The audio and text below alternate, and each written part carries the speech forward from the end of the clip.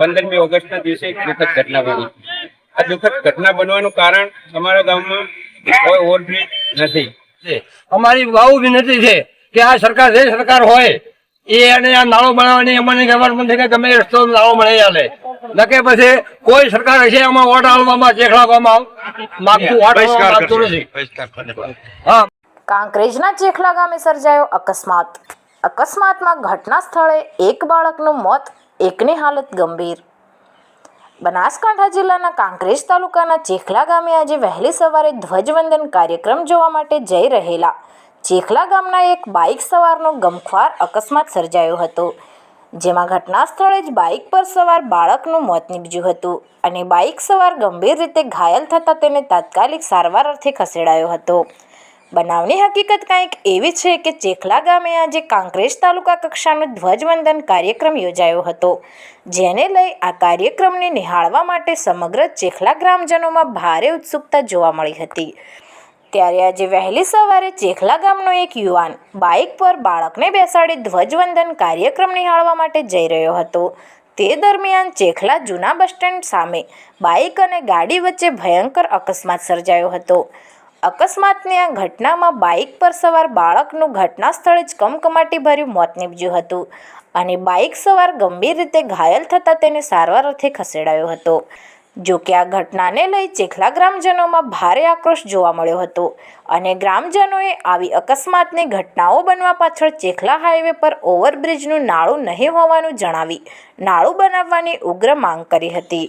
ચેખલા ગ્રામજનોના જણાવ્યા અનુસાર four lane highway road બન્યા પછી અહીં હાઈવે રોડ પર ઓવરબ્રિજના નાળાના અભાવે નાના મોટા અકસ્માતોની ઘટનામાં 20થી વધુ નિર્દોષ લોકોએ પોતાના જીવ ગુમાવ્યા છે, જે સિલસિલો અત્રે પણ ચાલુ જ છે।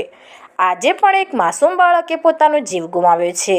જો કે આ બાબતે ચેખલા ગામના સ્થાનિક આગેવાનો દ્વારા અવારનવાર અહીં હાઈવે પર ઓવરબ્રિજનું નાળું બનાવવા માટેની ઉગ્ર માંગ કરવા છતાં ન જાણે કેમ જવાબદાર સત્તાવાળાઓ દ્વારા આ બાબતની ગંભીરતાને ધ્યાને નથી લેવાતી તેવો સવાલ લોકોમાંથી ઉઠી રહ્યો છે। સત્વરે અહીં ઓવરબ્રિજનું નાળું બને તે જરૂરી છે।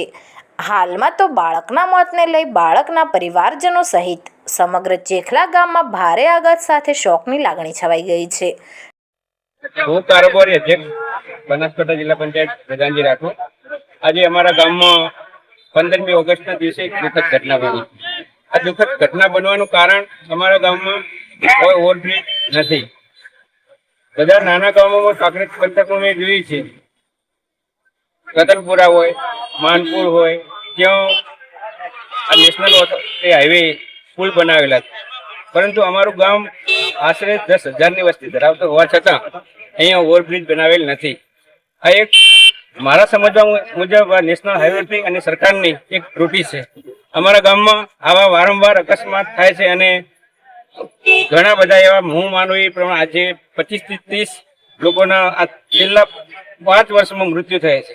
મારી સરકારને એક વિનંતી છે કે અમારા ચેખલા ગામમાં બહુ 10,000 જેટલી વસ્તી ધરાવતું ગામ હોવા છતાં અહીંયા ઓવરબ્રિજ નથી।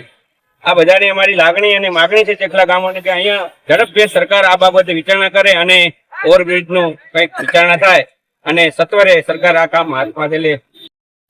આ નાળો નથી, નાળાવાળી અમારે બહુ તકલીફ છે। અવારનવાર આવતા કહેવા છે કે મહિને 2 મહિને એક એક્સિડન્ટ થાય છે। અમારી બહુ વિનંતી છે કે આ સરકાર જે સરકાર હોય એ અને આ નાળો બનાવવાની અમને ગવર્મેન્ટ કે ગમે રસ્તો નાળો મળી આલે નકે પછી કોઈ સરકાર હશે આમાં વોટ આલવામાં ચેખલાવામાં માગતું નથી। હા, બંને પક્ષમાં રેડી